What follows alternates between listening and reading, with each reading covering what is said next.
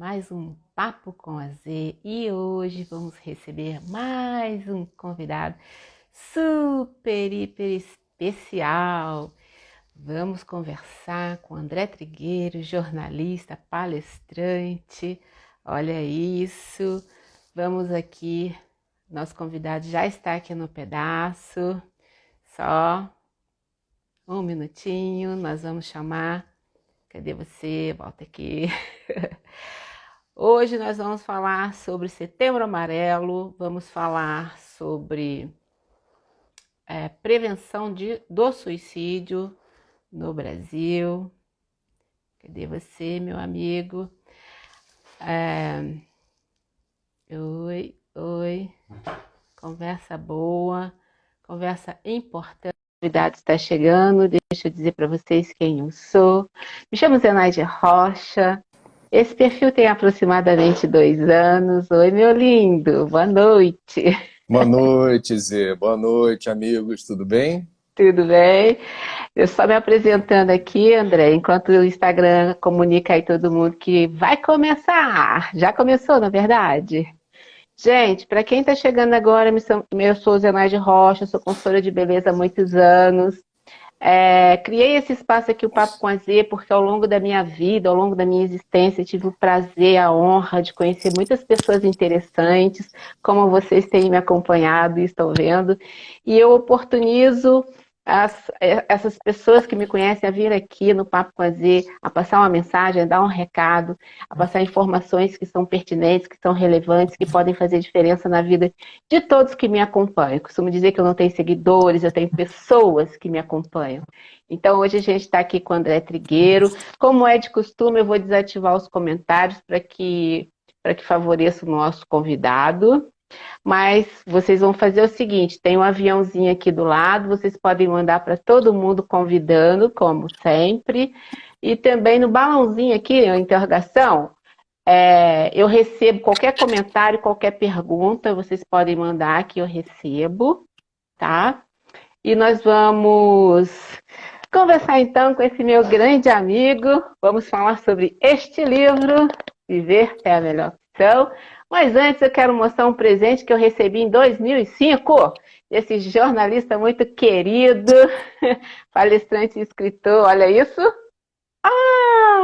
Recebi um livrinho do meu querido, 2005. Não dá para ver, mas aqui, ó. Foi o primeiro presente que você me deu. Tempo Vamos isso, hein? lá. Tem Tempo isso. tempo, tem tempo. Então, e o meu tá mais novo que o seu. O meu tá meio sambado, ó. Ó, Mas livro velho tem energia boa, né? Oh, é verdade, é verdade. Eu abri aqui para iluminar esse momento e caiu aqui esta mensagem, vou ler. Tenha coragem em todas as circunstâncias da vida. Por pior que lhe pareçam as dificuldades, tenha a certeza de que pode superá-las com a persistência e a força que provém de seu íntimo. Deus está dentro de cada um de nós, pronto a dar-nos energia e vigor, ânimo e incentivo. Confie na bondade do Pai, que jamais desampara nenhum de seus filhos. Mensagem para a live.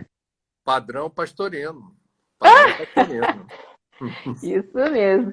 André, vamos ao que interessa, porque a gente tem o tempo aqui, ó, voa e a gente tem bastante pergunta. Muitas pessoas enviaram perguntas, eu espero que a gente consiga responder a todos.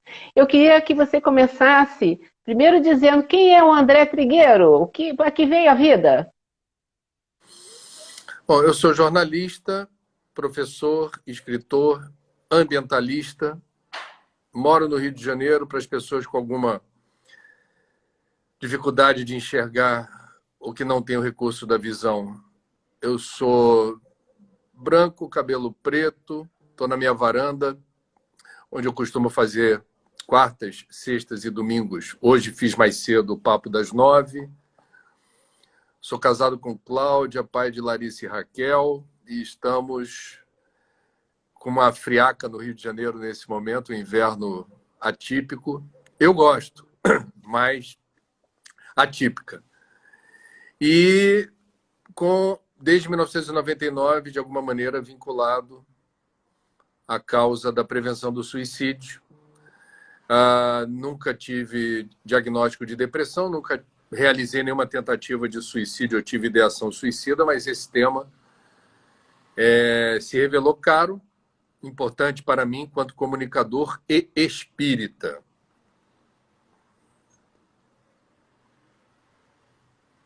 Entendi. Vamos lá. O que é o Setembro Amarelo? É comum na área da saúde reforçar campanhas de prevenção em relação a várias doenças, patologias, morbidades, escolhendo no Brasil um mês do ano e uma cor associada a essa campanha. O Setembro Amarelo, portanto, é o mês da prevenção do suicídio que mobiliza diferentes setores ligados à saúde mental, o trabalho, os voluntários do CVV muito mobilizados, porque foram pioneiros no Brasil desde 1962 nesse trabalho hercúleo de apoio emocional e prevenção do suicídio, serviço gratuito, filantrópico, gente ligada à área da psicologia, psiquiatria, suicidologia.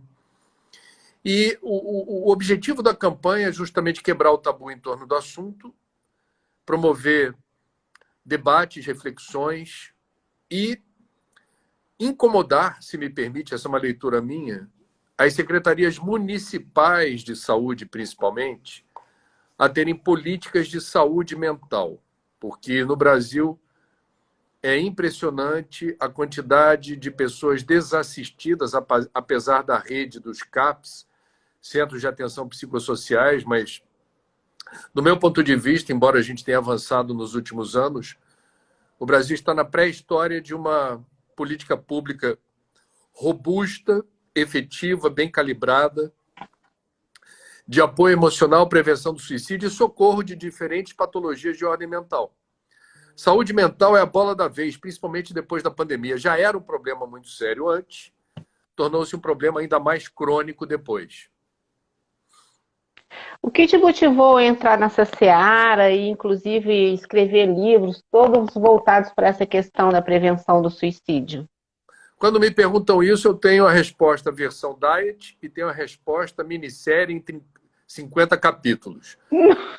Então, a resposta simples é: eu sou espírita, já disse, em 1999, obtive uma comunicação no plano espiritual de uma pessoa que, num primeiro momento, não se identificou e depois se apresentou como sendo Marcelo Ribeiro, que é um espírito de um jovem que desencarnou na década de 60 no Rio de Janeiro e que era filho de pai e mãe espíritas, conheceu o médium Divaldo Franco, mas não tinha ligação com a doutrina. E hoje, no plano espiritual, ele trabalha com o socorro, a assistência possível a jovens suicidas. Resumindo, ele vem a ser um irmão meu de outras vidas e disse que nós combinamos que nesse período estaríamos em diferentes planos, trabalhando em torno da mesma causa, porque ele trabalha com quem já cometeu o suicídio. E caberia aqui reforçar o trabalho de pessoas envolvidas com essa questão, né? Então, resumidamente, eu me aproximei do tema a partir de um convite. E, como jornalista, eu me deparei com relatórios da Organização Mundial da Saúde que deixavam muito clara a responsabilidade de comunicadores de uma forma geral, jornalistas, radialistas, publicitários, youtubers, enfim, no sentido de reforçar a comunicação, a divulgação de informações que pudessem alertar a sociedade sobre o senso de urgência no enfrentamento dessa questão. Então, a gente está falando aqui de lembrar que é caso de saúde pública, lembrar os fatores de risco, reportar quem trabalha na assistência e no acolhimento, pode ser o CVV, no sentido de promover o ambiente propício para o desabafo e para uma conversa franca, onde uma eventual angústia possa ser diluída, e isso não é pouca coisa, isso já desarma bombas relógio emocionais, Sim. ou os serviços assistenciais públicos e privados, que possam dar acolhimento, oferecer tratamento a quem esteja numa rota na direção do autoextermínio. Porque o que é muito bonito nesse trabalho são as pessoas que, uma vez acolhidas e tratadas, não têm mais a recorrência do pensamento suicida. E o suicídio é dramático, o suicídio é uma violência atroz, o autoextermínio é uma coisa horrorosa. E deixa um trauma, segundo a Organização Mundial da Saúde, entre 5 a 6 pessoas próximas, ligadas ao suicida, familiares, amigos, colegas de trabalho, vizinhos, registram um trauma. Um trauma. Vão precisar de algum tipo de ajuda psicológica, psiquiátrica, médica, para tocar a vida, porque há uma sensação de impotência. A pessoa fica, eu diria, perplexa e, não raro, se sente culpada, o que é um equívoco, por não ter conseguido resolver aquela situação de outra maneira. Então, o suicídio é caso de saúde pública. Na área da comunicação, precisamos deixar isso claro. Então, em resumo, e já fui longe na resposta, estou aqui tentando respeitar 2 contratos. Um contrato que eu não me lembro de ter assinado, mas eu confio na fonte, que é o Marcelo Ribeiro, e um contrato como jornalista e comunicador, esse sim, para mim faz todo sentido, objetivamente falando, a prevenção de qualquer doença ou morbidade se faz com informação. Sim, E com o certeza. suicídio, embora não seja uma doença, mas é a culminância de um processo mórbido que a gente não deveria deixar chegar no ponto de fritura, a gente tem sim o que fazer e precisa ser feito. Sim. Você até já respondeu aqui uma das perguntas que eu tinha para fazer, justamente sobre essa questão de as pessoas que têm o dom da palavra, que têm o espaço, que têm a mídia, que é jornalista, ou nos dias atuais que é influencer, como deveriam tratar, como deveriam abordar, falar sobre essa questão, ou o caminho que devem buscar para falar de forma responsável, para falar de forma que tenha coerência, que realmente vai trazer informações que vai fazer diferença na vida da pessoa. Eu acho que você praticamente já respondeu isso aí, mas se você quiser complementar, e aí pode falar. Apenas há um manual elaborado pela Organização Mundial da Saúde, muito bem redigido e que deixa claro, em tópicos, o que se espera dos comunicadores em geral. E o livro que você mostrou aí, O Viver é a Melhor Opção, tem um capítulo que se debruça sobre isso, né? Quer dizer, como é que a gente, enquanto na área da comunicação, como é que a gente participa desse movimento que no Setembro Amarelo é fermentado, é turbinado, para a gente fazer chegar a informação que pode salvar vidas. Sim. O mundo atual influencia, o mundo, de uma forma geral, ele influencia nos números de suicídios? Olha, o Emile Durkheim, que é o pai da sociologia, no século XIX, escreveu um livro chamado O Suicídio. E ele falava exatamente da influência do meio. Como o suicídio é um problema complexo e multifatorial, não dá para a gente desconsiderar que, sim, o meio em que estamos inseridos exerce alguma influência sobre nosso humor, sobre a nossa coragem de viver, sobre a nossa disposição de enfrentar problemas. E aí, por incrível que pareça, você pode ter dentro da sua família pessoas que te amam, mas te põem para baixo. Você pode ter, numa relação conjugal, uma história linda de amor, mas com pessoas que não conseguem ajudá-lo a seguir em frente nos momentos difíceis. Isso acontece. Então, a resposta é sim. E a gente vai ter aqui um catatal de situações dos tempos modernos que corroboram em favor de uma, eu diria, dificuldade de você ver sentido na vida, né? O mundo é um lugar complicado da gente É explicar em muito. poucas palavras. Mas É. O vamos André, colocar... você colocou aí que o suicídio é multifatorial. Consegue traduzir isso para nós? O que que é multifatorial? Multifatorial são razões culturais, são razões comportamentais, são razões psicológicas, biológicas, hereditárias. Quando eu falo de comportamental, eu estou falando, por exemplo, da impulsividade, pessoas que não conseguem, no momento de um estresse emocional profundo, tem respostas abruptas. São pessoas temperamentais e dramáticas que dão respostas rápidas a seus problemas.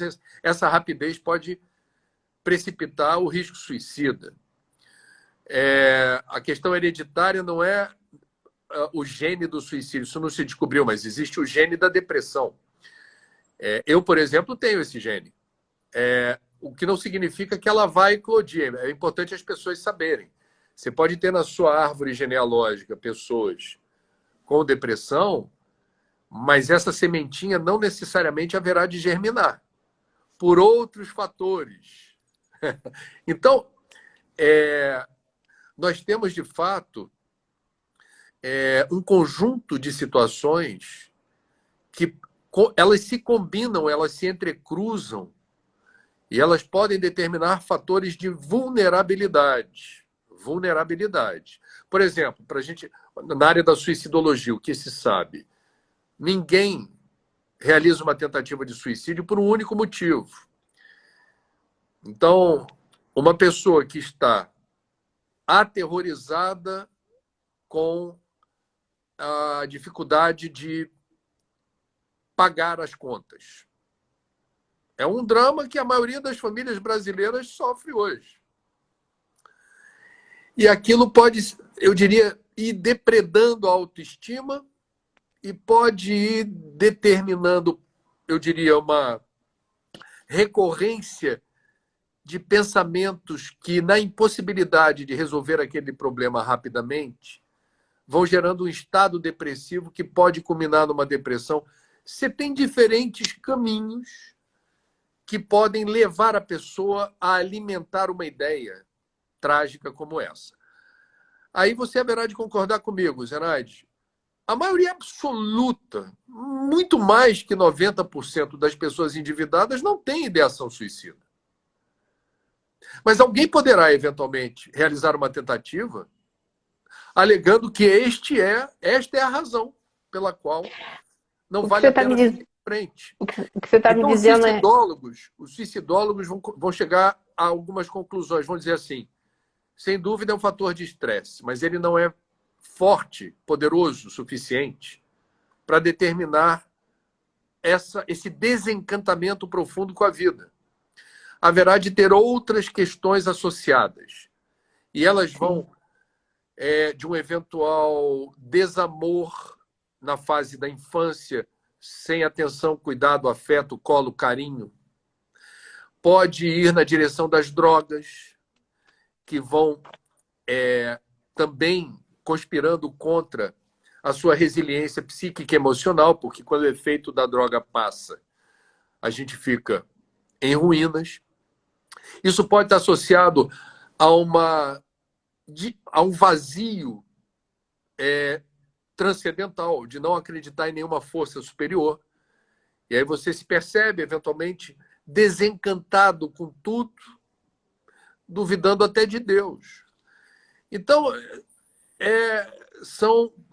o ser humano ele não é explicado de forma linear. Nós somos, cada um de nós, um sistema muito sofisticado e complexo. E o verdade. suicídio é exatamente uma resposta que se enquadra nesse perfil. Então, por exemplo, o que você está me dizendo seria assim: a gente recebeu uma notícia de alguém que cometeu esse ato, essa violência contra si, e aí fala, porque estava endividado. Não, isso já vem um somatório de coisas que vai ali contribuindo para ter esse desfecho. Seria isso o que você está falando aí? Você pode ter um fator preponderante que se destaca claramente. mas ele nunca, segundo o que eu entendi dos especialistas, porque eu não entendo, esse assunto não é do meu domínio. Eu não tenho uma formação técnica, nem em psicologia, nem em psiquiatria. Eu sou um comunicador que procura traduzir esses saberes visando exatamente a prevenção. Nós somos como a cebola. Temos várias camadas, várias cascas. Nós não somos... É o que eu estou dizendo. Cada momento da gente, cada resposta emocional que a gente dá, tem várias questões associadas, inclusive aquelas que você não conhece, que estão no território do seu inconsciente. E que, eventualmente, nos sonhos, isso é subjetivamente comunicado e você, não tendo ajuda psicológica, ignora os recados que o teu psiquismo está dando para você. Quer dizer, é muito interessante o estudo da prevenção do suicídio no sentido de que a gente vai se debruçar na direção do autoconhecimento. A gente vai se perceber melhor no tabuleiro. Você vai... Nada em si mesmo tem força para que uma pessoa atente contra a própria vida, mas existe uma conjugação, eu diria, de fatores que podem determinar a ideação suicida. Entendi.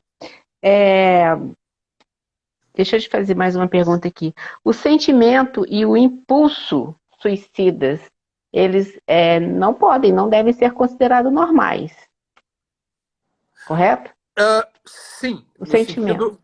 Quando a gente fala em ideação suicida, a gente está falando de um pensamento persistente, recorrente, que passa a atormentar o juízo da pessoa. Isso não é normal. Agora, curiosamente, os especialistas dizem que a gente pensa na própria morte em alguns momentos da existência.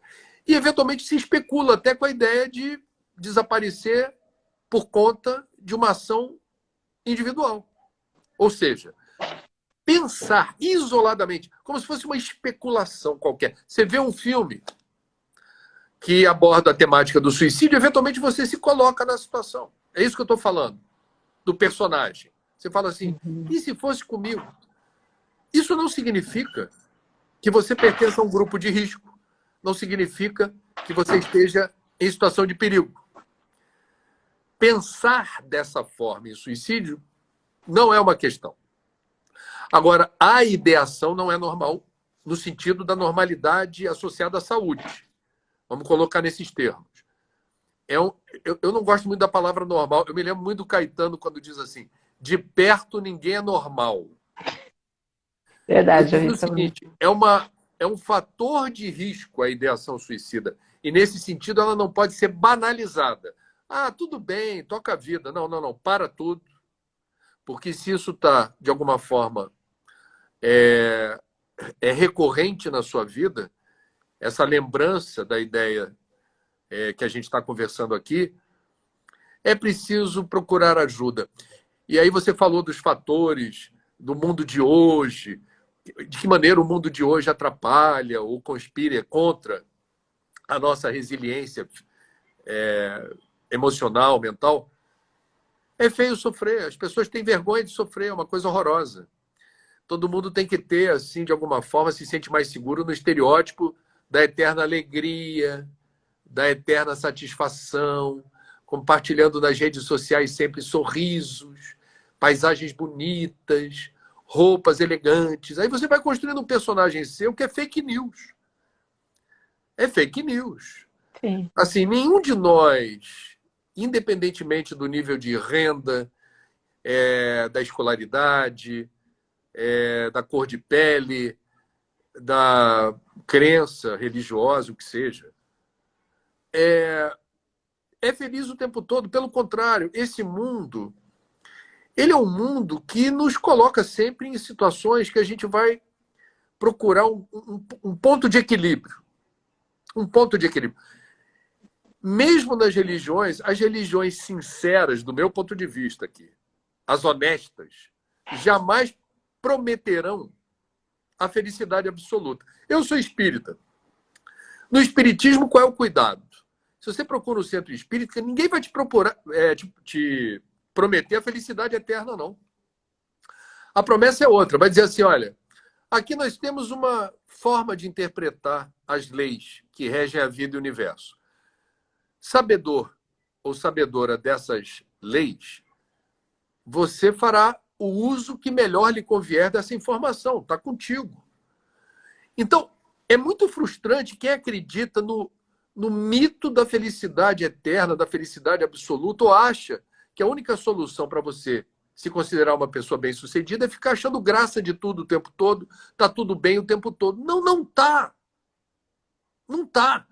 E não é um problema, não é um pecado, não é uma falta grave você acordar triste, você passar por momentos difíceis e ficar eventualmente um pouco acabrunhado, um tanto melancólico. Isso é ser humano. Borocochô. Isso é ser humano. Agora, replicando o que eu ouvi dos especialistas, uma tristeza. Tristeza faz parte, aquela animação da... Agora eu esqueci. Pixel. Divertidamente. Que tem a personagem da tristeza, a personagem da alegria, a personagem da raiva. Cada um de nós, eles ilustraram maravilhosamente a mente Sim, das verdade. pessoas. E a tristeza começa o desenho como a pessoa menos interessante, mais chata desse grupo. Termina a animação, é a pessoa estratégica para o crescimento e a maturidade da gente. A gente aprende alguma coisa que nos é de utilidade e serventia para o resto da vida quando a gente lida com os fatores que não são agradáveis, com as situações que nos são hostis, de uma maneira, eu vou chamar aqui de sábia, não entendendo aquilo como uma ruptura no teu projeto de ser feliz. Eu diria o seguinte, Zenaide, para resumir. A vida é uma montanha russa. Quando a gente está lá em cima apreciando a paisagem, é delicioso, é maravilhoso, mas aquele momento passa. Quando você, em velocidade, cai e passa por aquela angústia que parece que o estômago está fora de lugar, e você muda batimento cardíaco, pressão arterial fica esquisita, coisa e tal, não é agradável. Mas passa. Então, tudo passa. O tempo também mostra muito isso pra gente, né? Noite, dia, chuva, sol, e a gente precisa de tudo isso. Você me fez lembrar o livro do Neuri Botega, que é uma referência, um psiquiatra, e ele escreveu Tristeza Transforma, Depressão Paralisa. Inclusive, esse é o nome do livro. E no livro, em algum momento, ele fala que a tristeza é meio que um freio, de repente, para você parar e analisar e refletir sobre o caminho que você está seguindo, se é aquilo mesmo, se está na rota, e aí se você vai fazer uma reflexão, e aí essa tristeza se transforma em uma mudança, em uma outra estratégia, já bem diferente da depressão. E segundo os especialistas, realmente, passando um determinado tempo ali, se essa tristeza não abranda, não cessa, aí sim você tem que buscar, procurar ver o que está acontecendo, porque isso pode estar evoluindo para uma depressão. Sim, essa tristeza persistente. Passou de uma semana, 10 dias, que você está sentindo o peito dilacerado, você está com dificuldade para dormir, para comer, você está sentindo uma angústia terrível, procure ajuda. A tristeza, que não é essa patológica, que remete a um estado que pode ser de depressão, de transtorno de humor, ela pode ser um alerta para a gente. Você está achando que a vida está certa, está legal, está tudo dando certo, mas a tua alma diz não. E aí vem a tristeza. A pessoa diz assim, eu não sei porque eu estou sofrendo. Talvez não saiba tão rápido, mas a gente, quando se permite uma investigação sobre as razões pelas quais estamos tristes, dentro de uma perspectiva assim, de algo que não está bem encaixado na vida, algo que não está legal, a tristeza ela tem um efeito extremamente salutar, ela é um benefício. Porque a gente não é robô, a gente não é máquina. A vida é um processo contínuo. Eu estou falando, você falou aí do livrinho Minuto de Sabedoria que eu te dei em 2005. Era outro André, era outra Zenaide. Sim.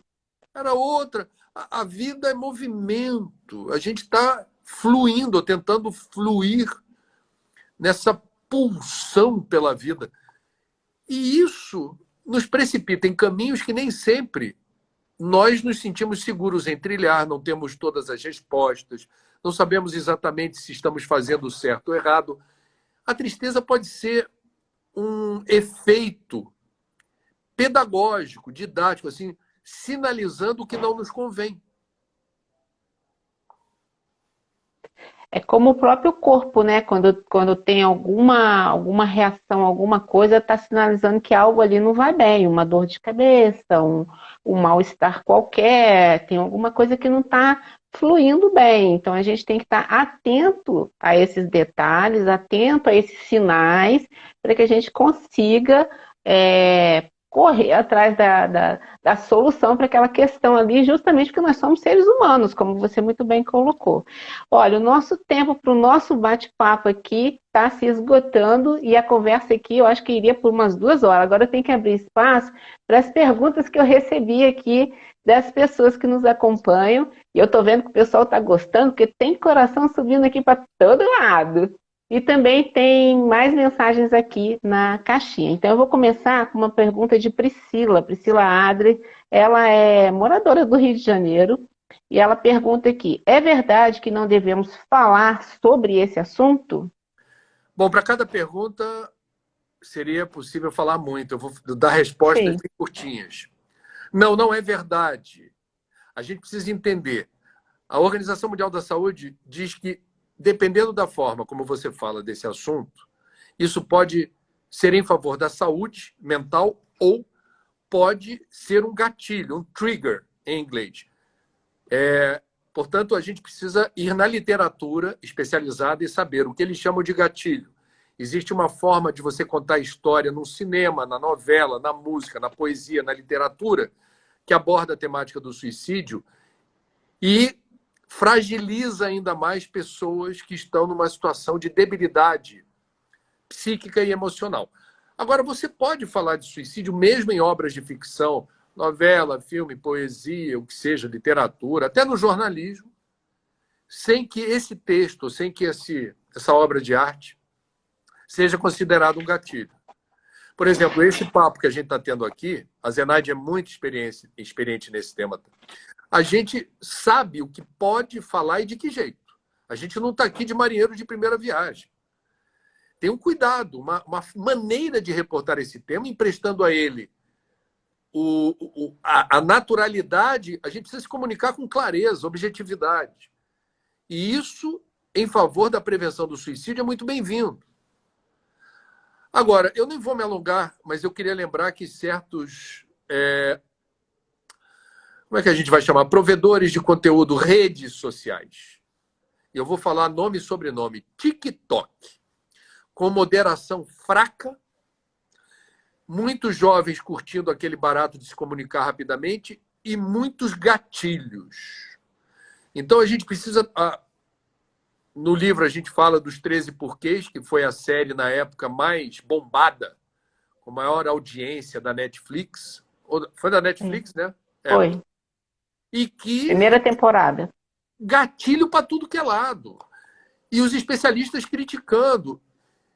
E depois da série bombar, os produtores resolveram reeditar, porque estava claramente abusando de imagens ou situações que depredavam a fragilidade psíquica e emocional de quem estava em sofrimento, se via naquelas cenas e o resultado não era bom. Mas eles não, acho que eles não leram a cartilha, né? Porque tem todas as recomendações lá, ou realmente ignoraram. Ainda de Priscila, a pergunta é: o que fazer para ajudar alguém que está pensando em suicídio? E uma terceira pergunta dela: é verdade que os casos de suicídio são abafados? Que abafam os casos Bom, vamos na lá. Em mídia? primeiro lugar, uma conversa aberta, franca, sem oprimir, criticar, brigar, Julgar? julgar a pessoa. construir uma rota de confiança, credibilidade, cumplicidade, que permita o desabafo em função do que for dito, eventualmente procurar ajuda especializada. A palavra-chave que eu vi de todos os especialistas é acolhimento. Não adianta a pessoa abrir o jogo e falar: eu estou pensando nisso, e você não deve fazer isso. Não ouse pensar nisso. Tá bom. Não vai dar certo. A gente precisa ter o cuidado de acolher e de encaminhar. Se for o caso, a pessoa vai junto com ela no consultório, fica na antessala, conversa bastante, deixa ela falar, deixa ela desabafar, para ver no que vai dar. Cada um de nós é um universo. A gente não vai ter receita de bolo que funcione para todo mundo. Mas o diálogo e o acolhimento são as estratégias mais recomendadas. Não é abafar caso. A gente estava falando de gatilho. Reportar todo caso de suicídio na mídia não é adequado. Agora, por quê? Porque isso é recomendação da OMS, da Organização Mundial da Saúde. Se for para falar de suicídio no jornalismo, eu já disse aqui, vou repetir. Qual é o objetivo? Alertar as pessoas que isso é caso de saúde pública, quais são os fatores de risco, como é que a gente deve proceder para procurar ajuda, quais são os serviços assistenciais. Tem que ter utilidade de serventia a notícia. Reportar que aconteceu em algum lugar algum suicídio não tem utilidade pública. Então a gente precisa, por exemplo, suicídio de Getúlio. Não dá para fingir que não aconteceu. Você vai ter que reportar e vai ter que dizer que foi suicídio. Suicídio do Robin Williams, aquele ator humorista. Eu cito no livro esse caso. Não tem como não falar. Você vai falar, porque ele é conhecido, famoso. Agora, aproveita a informação do suicídio de uma pessoa famosa e coloca junto tudo isso que eu estou falando para que a informação cumpra um serviço de utilidade pública. Entendi. Vamos lá, porque tem bastante pergunta aqui. A Mel Batalha, é do Nordeste, ela mora perto de João Pessoa. Opa. A pessoa apresenta sinais que a leve ao suicídio. De que forma podemos abordar essa pessoa? Vamos lá, nem sempre. Existem muitos casos de pessoas que realizam tentativas sem ter nenhum comportamento anômalo, nenhuma pista. Isso acontece. As pistas usuais, que não necessariamente estão associadas a suicídio, a gente vai ter que checar com a pessoa, tirar a dúvida, com uma conversa aberta, franca, amistosa, sem julgamento, sem crítica, como falamos, seriam uma tristeza, uma melancolia, um recolhimento, não vibra com a vida, não fala mais de projetos pessoais, os olhos não brilham, não tem mais, digamos, uma motivação. Ela tem um padrão de comportamento que não parece ser o de sempre. Muda comportamentos alimentares, comportamentos de sono. São as intercorrências. Pode acontecer. Ah, então isso é risco suicida? Não necessariamente. Isso pode ter N questões, inclusive um fato real de um médico conhecido meu, que foi procurado por um empresário bem-sucedido aqui no Rio de Janeiro, que estava dando como certo que tinha depressão. Ele estava exatamente nesse contexto da melancolia, da tristeza, do desânimo, do desalento. Resumo da ópera: o médico era muito bom e não foi na onda dele dizer: você tem depressão. Vamos rastrear isso daí. Pediu vários exames. E depois comunicou a ele o que ele tinha, ligando para a casa dele, dizendo: descobriu o que você tem, não vou te dar antidepressivo, não, vou te dar um vermífugo. Você está cheio de verme, a água que você bebe está cheia de ameba. E esses vermes estão drenando a sua energia. Você está realmente sem ânimo. E a culpa é do verme. Isso acontece. Isso acontece. Acho que eu respondi, né? Isso. Aí é o seguinte, a Mel também pergunta se perdas familiares, se você perder um ente querido, se isso pode levar a pessoa a também ter esse desejo de atentar contra si. Bom, vamos lá. A perda dos entes queridos é um fator de estresse muito importante. E a gente vem ao mundo sabendo que a única certeza é que a gente está aqui de passagem. Um dia a gente vai partir e, pela ordem natural das coisas, normalmente as pessoas de maior idade, pais, avós, etc., seguem primeiro. Eventualmente, por outros caminhos, ocorre a perda de filhos, que é uma dor ainda mais difícil. Isso é sabido. Aí você pergunta, isso pode determinar o risco suicida? Ué, qualquer coisa. Eu estou falando aqui, é multifatorial. O que não falta aí são questões, eventualmente mal resolvidas, combinadas com outras, que podem determinar exatamente uma ideação suicida. Portanto, o que eu diria é o seguinte: é muito importante a gente ter consciência. Se me permite, Zenaide, eu vou sair um pouco aqui do script, só apenas para dizer. Fique à vontade. Seja pelo caminho da filosofia, seja pelo caminho da religião, é muito importante a gente investigar por que estamos aqui. Quem somos nós, de onde nós viemos e para onde nós vamos. Porque a morte tende a ser uma notícia devastadora para quem vive muito na matéria, muito no apego ao que está aqui agora. E a gente precisa, de alguma forma, entender o que é a vida, gente, e o que é a morte. Porque senão fica difícil, tudo fica difícil. Você fica refém do que você toca, do que você vê, do que os seus sentidos apontam. E isso é muito complicado. Eu diria, portanto, que a gente precisa, não apenas estou falando de risco suicida, para você aproveitar a oportunidade que a existência oferece para tentar entender o que é esse furdunço. O que eu estou fazendo aqui? Qual é o sentido da vida? Aquilo que os sábios da antiguidade falavam: conhece-te a ti mesmo. A gente precisa saber. A gente fica adiando essa investigação, né, Zenaide? Até que a corda fica meio apertada, até que a gente sente a pressão. Isso não é legal. É verdade. A Ida fez uma pergunta aqui, mas eu acho que você já respondeu. Qual a primeira coisa boa a fazer quando identificamos que uma pessoa está muito depressiva? Eu acho que você já respondeu. Eu vou seguir aqui para a pergunta de professores aqui da região, de Pinheiral e de Volta Redonda. O Antônio Carlos, ele pergunta assim, ele diz assim: nos últimos anos observamos a retirada de direito dos trabalhadores no Brasil em meio à crise econômica do capitalismo no mundo, que vem se arrastando desde 2008. Em que medida as doenças emocionais e o suicídio estão a elas associadas?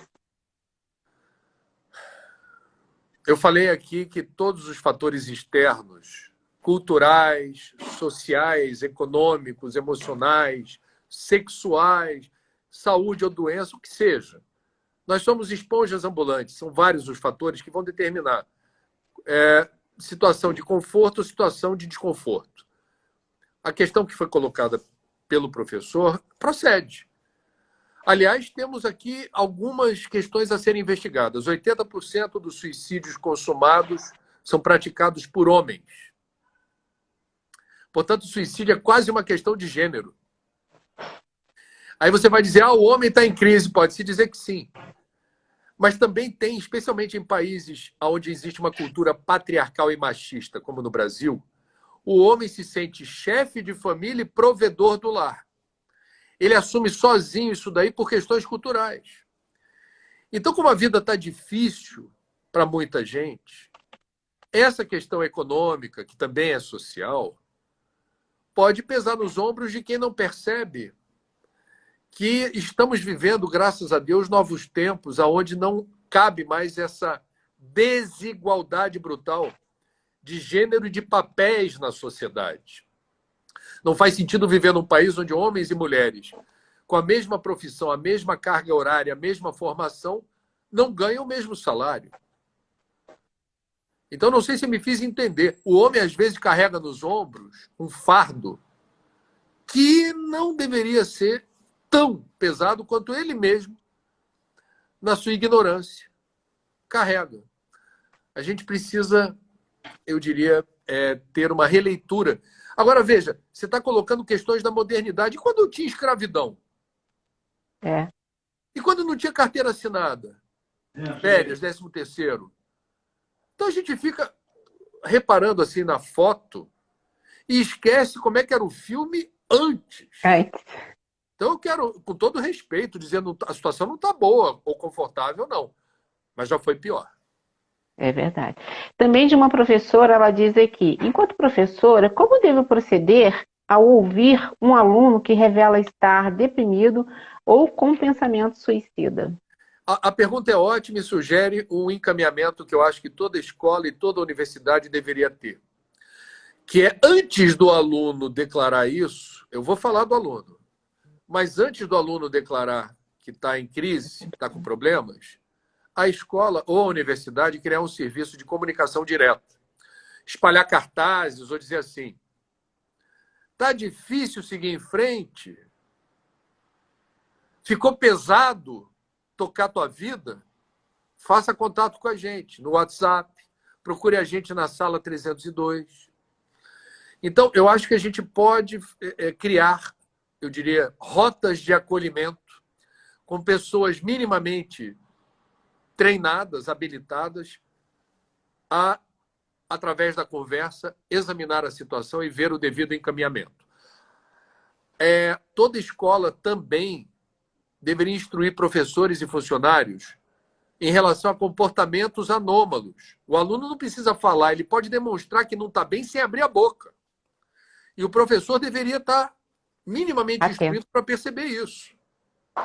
Agora, se houve o desabafo, é um gol, é uma bênção.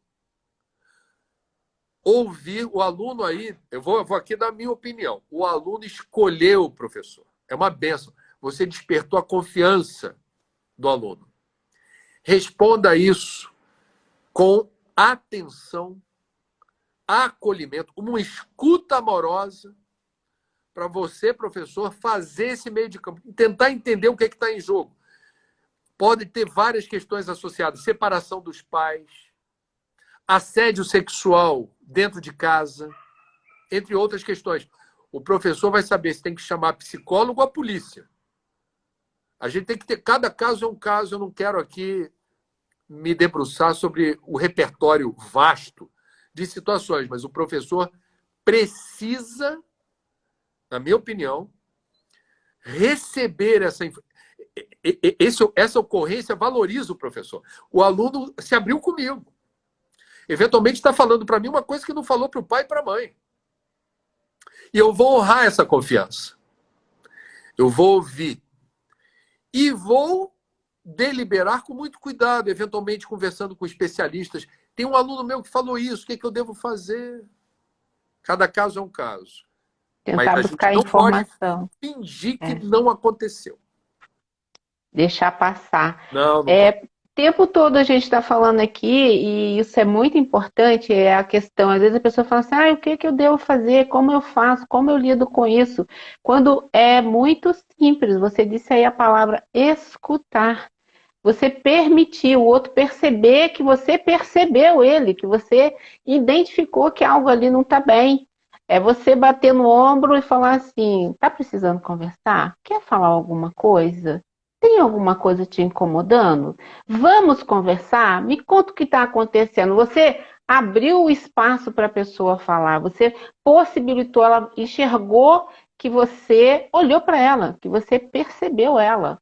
E aí você tem que estar preparado, né? Porque se você faz uma pergunta dessa e a pessoa está precisando botar para fora, você tem que estar preparado para ouvir. Ouvir. E ouvir atentamente, sem interferir, sem, não vai me dizer que você está pensando em fazer, em chutar o pau da barraca, vai me dizer que você, isso, não sei o quê. Até tem uma pergunta aqui de uma pessoa que vem de encontro com isso, que algumas pessoas dizem que isso é falta de religião. Então você já comenta tudo junto. Não é falta de religião. Infelizmente, a nossa ignorância em torno do assunto acha que uma pessoa que pensa em suicídio, aí é a falta de Deus ou problema de caráter. Nem uma coisa nem outra, me desculpa, não tem nada a ver. Na palestra que você promoveu, que eu estive no Dia Mundial da Prevenção do Suicídio, na Unifoa, a gente mencionou exatamente o caso do padre Fábio de Mello, que é um sacerdote que se viu numa depressão profunda, com ideação suicida e com preconceito em relação a psiquiatra e psicólogo. Quando ele resolveu vencer o preconceito e procurou ajuda, ele se recuperou. Ele recuperou a autoestima e a coragem de viver e seguiu em frente, graças a Deus. E eu também comentei, na formação militar, há o mito de que a pessoa que recebe um treinamento duro, que forjam valentia, bravura, coragem, está imune ao risco suicida. Isso é uma fake news graúda, porque até quem primeiro diz isso são os comandantes das forças, policiais ou militares, ligados às Forças Armadas. Há questões culturais, a pessoa se fragiliza e tem receio de procurar ajuda porque acha que fraquejou. Isso também é ignorância. Então, o Setembro Amarelo serve para isso, Zenaide, para a gente dizer: sim, ideação suicida não significa nem falta de Deus, nem problema de caráter. Aliás, o padre Fábio de Mello, eu gosto sempre de repetir essa parte, numa entrevista que me deu, eu perguntei onde estava Deus no auge da sua crise, sendo o senhor um padre. E ele disse: Deus estava onde sempre esteve, eu é que não conseguia acessá-lo. É ótimo essa fala dele, é ótimo.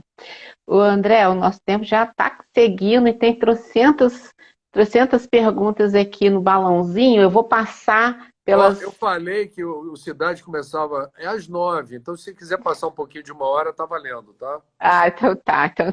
Estou preocupada aqui. É bom lembrar também que a pessoa que vale ligar lá para o 188, né? O número do CVV. Fala um pouquinho aí. Era para você falar, pô. Você que conhece o CVV há tanto tempo e por dentro. Mas eu vou falar, vou dar o meu pitaco de voluntário que não é plantonista.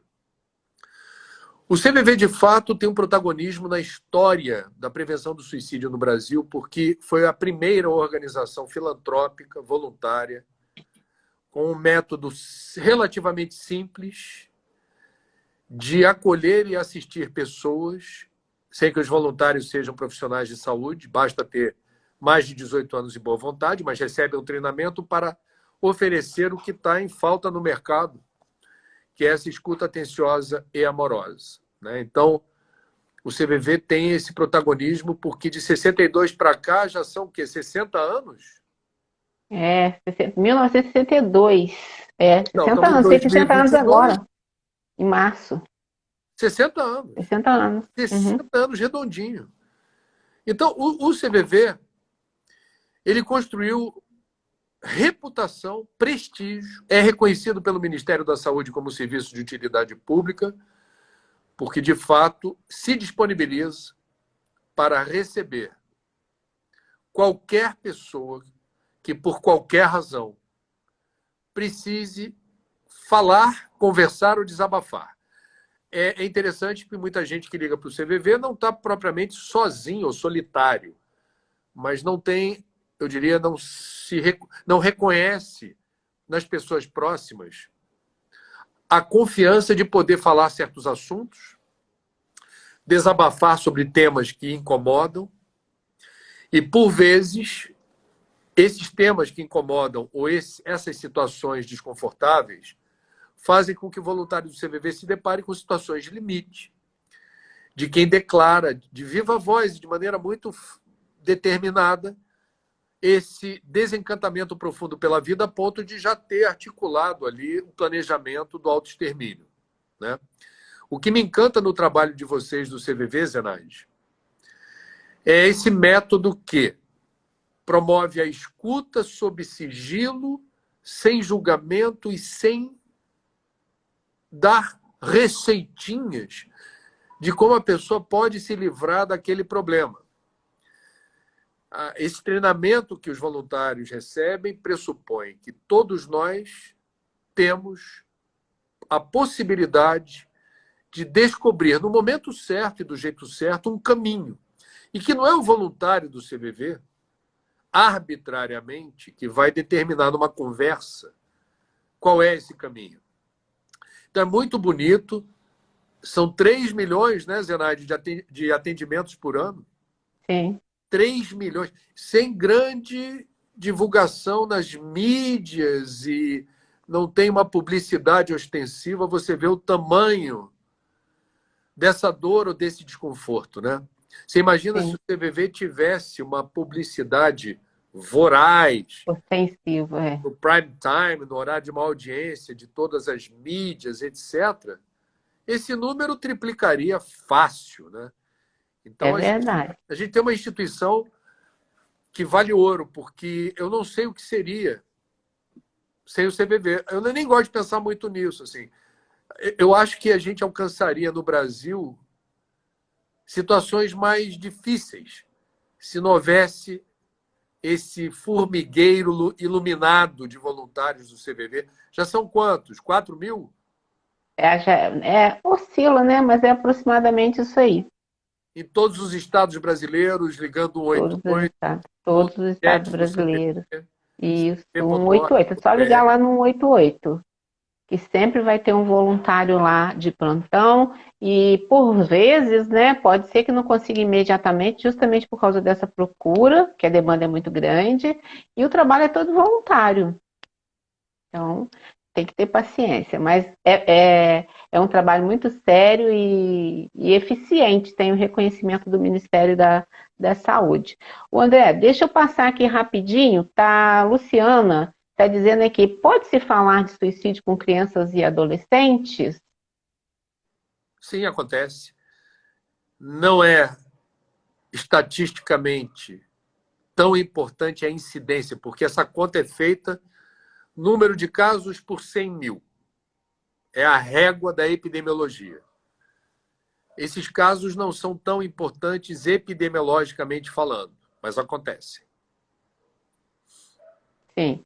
Aí aqui tem alguns comentários do tipo aqui, ó, deixa eu ver aqui. Eu estou lendo agora o pessoal que está aqui na sala junto com a gente, tá? Que está nos acompanhando. André, não é uma pergunta, eu sou seu fã, sou espírito, me considero um ambientalista. Hoje um vizinho, a Daniele, está dizendo aqui que alguém tentou suicídio na represa da chácara da família, como ajudar? Nós já falamos bastante sobre isso aqui. Se o Instagram não nos derrubar, nós vamos deixar a live gravada, é só assistir novamente. Você vê porque às Aí, vezes derruba e a gente não consegue salvar, hein, Zenaide? pois é, pois Eu acho que é. você tem que terminar antes de 1 hora, porque senão ó, cai o sinal e Eu, babau. mas é verdade. Mas eu tenho um recurso acionado aqui Depois você que me por ensina. vezes Já fui degolado algumas vezes. Né? Isso acontece. O pessoal pergunta, eu falo, ó, se o Instagram permitir, a gente vai deixar gravado. O Gabanofoto tá dizendo assim, ó, embora a doutrina dos espíritos trate o tema do suicídio, diversas casas espíritas evitam esse tema. A que você atribui essa postura e o que pode ser feito para mudar essa visão? Aguinaldo, cidade de São Paulo. Com todo respeito aos confrades, ignorância e desinformação. É obrigatório, é compulsório.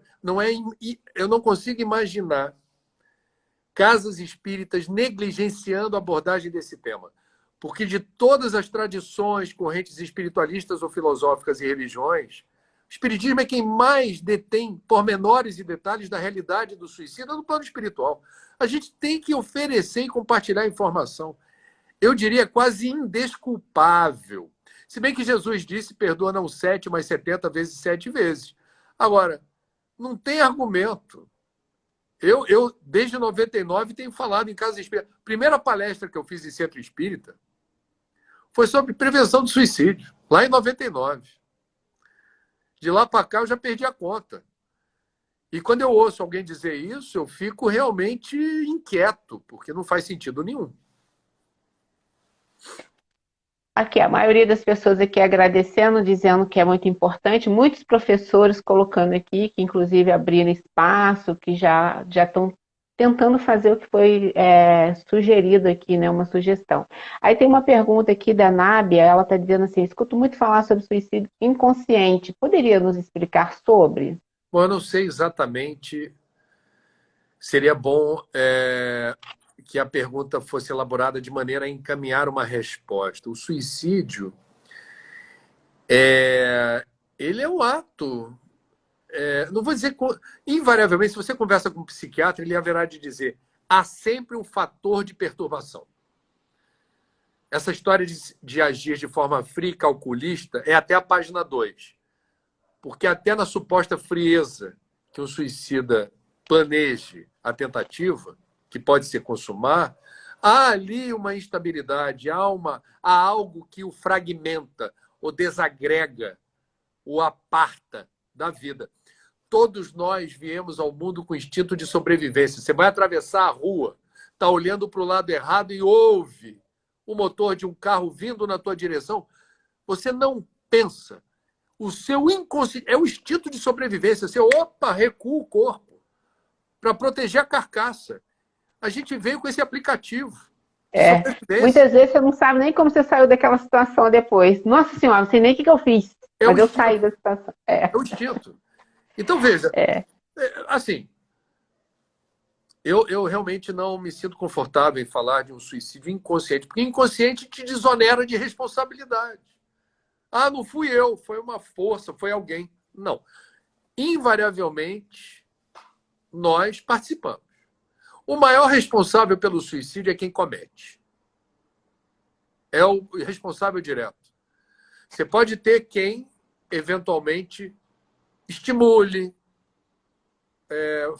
digamos, deprede a autoestima da pessoa sistematicamente, sabendo que ela está desorientada ou perturbada. Essa pessoa, ela, em certa medida, poderia até ser tipificada como criminosa no Código Penal.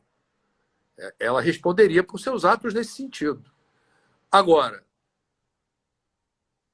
quem realiza o ato é o responsável direto. Não tem como fugir disso. Tem muita pergunta aqui ainda, mas eu vou encaminhar aqui para a última, porque o nosso tempo está se esvaindo. Vamos guilhotinar essa conversa, hein? Já. Se liga. Aqui. Raquel Almeida, ela diz assim: depressão refratária, resistente, recorrente e, consequentemente, a ideação suicida mais frequente para familiares e pessoas próximas.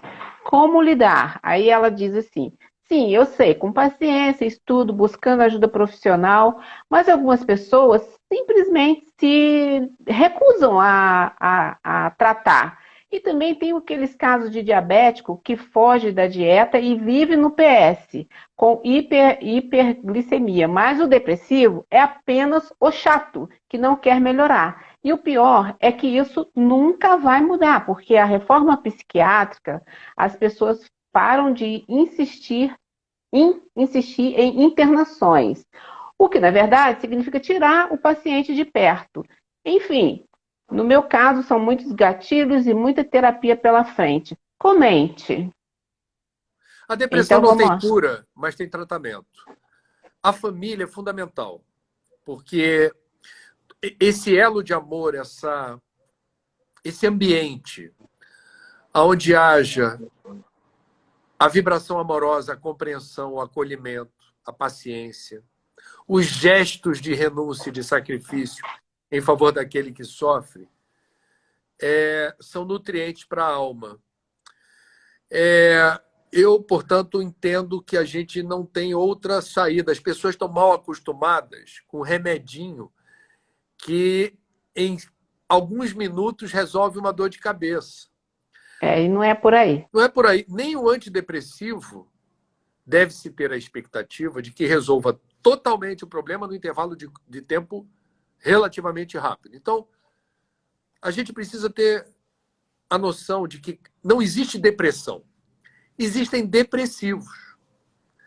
Cada pessoa com depressão, do meu ponto de vista, com base naquilo que eu já julgo ter entendido de muitos especialistas, vários com quem eu conversei e aqueles que eu li, eu acho muito bonita essa abordagem terapêutica. Estamos falando de depressivos, não de depressão. Então, isso torna o assunto ainda mais interessante do ponto de vista do encaminhamento dessa rota terapêutica. Porque se você diz assim, toda pessoa com depressão leve vai tomar isso daqui X miligramas. E não é por aí. Não é por aí. Não é. Então, André, também acho que a gente não deve ficar culpando o sistema. sabe? A gente, eu gosto muito das pessoas que, reparando que o sistema está deficitário, por alguma razão, se mobilizam em favor da robustez desse sistema. A gente precisa se posicionar publicamente, organizar protestos, manifestos, abaixo-assinado virtual. A gente precisa fazer acontecer. Não adianta a gente ficar falando assim, pois é, saúde mental no Brasil, as pessoas não dão bola. Já foi pior. É o que eu chamo de fazer barulho de forma silenciosa, de forma inteligente. Fazer barulho, ir lá, buscar, se incomodar e não deixar simplesmente barato. A gente ficaria aqui mais umas 2 horas, mas infelizmente vou ter que cortar porque eu estou com medo de a gente perder esse papo maravilhoso. Já Vou passou tentar de uma deixar... hora, você está com moral. tentar deixar gravado, subir lá pro canal, pro meu canal. Gente, eu quero agradecer muito a participação de todos. André, tem pessoas nessa vida que brilham e tem pessoas que iluminam. Você ilumina, porque as pessoas que brilham, é fácil você brilhar. Você tá com brilho no rosto, na pele, sai por aí brilhando. Mas você, meu amigo, você ilumina! Isso aí não tem preço. Toda a minha gratidão. Quem quiser faz um print aí, marca a gente. Eu não tenho palavras para agradecer tamanho desprendimento e vir aqui passar essas informações para minha audiência. Te amo, você sabe, né? Bom, Zenaide, a gente é amigo há muito tempo. Eu conheço a sua ardorosa militância e serventia a essa causa tão nobre e outras, né? Você diversificou. O CVV está lá, mas você se desdobra em diversas frentes. É uma satisfação enorme ver como você tem alcançado, me parece, objetivos muito bonitos, luminosos e nobres nessa vida. E eu peço a Deus que mantenha você com esse espírito dadivoso, essa caridade ativa, e que a gente lembre sempre, né? Quer dizer, como é importante que cada um de nós, independentemente de quem sejamos, área profissional, formação, escolaridade, o que seja, sejamos coadjuvantes em favor da vida. Porque não é um assunto só de psiquiatra ou psicólogo. Todos nós temos o nosso papel a cumprir em diferentes setores da vida, profissional ou dentro de casa, no sentido de desarmar bombas relógio. E, em vez do tic-tac, fazer soar a música da lucidez, da tranquilidade e da consciência possíveis. Aos que estão em sofrimento nesse domingo à noite. Você não perguntou isso, por que eu sugeri domingo à noite? Esse é o momento clássico da tristeza e da melancolia. Domingo à noite, filho. A gente está aqui incomodando. É verdade. Olha, muito orgulho, muita gratidão de fazer parte nesta existência junto com você e ter essa parceria que já vai aí de muito tempo. Muito obrigada mesmo. Beijos, 1000 beijos no coração. Vou encerrar, apesar de ter muita pergunta aqui, porque eu não quero perder esse material. Quero gravar e deixar gravadinho aqui. Beijo, muito obrigada, tá? Fiquem em paz, gente, a todos que contribuíram, que participaram. Muito obrigada também. Tchau, tchau.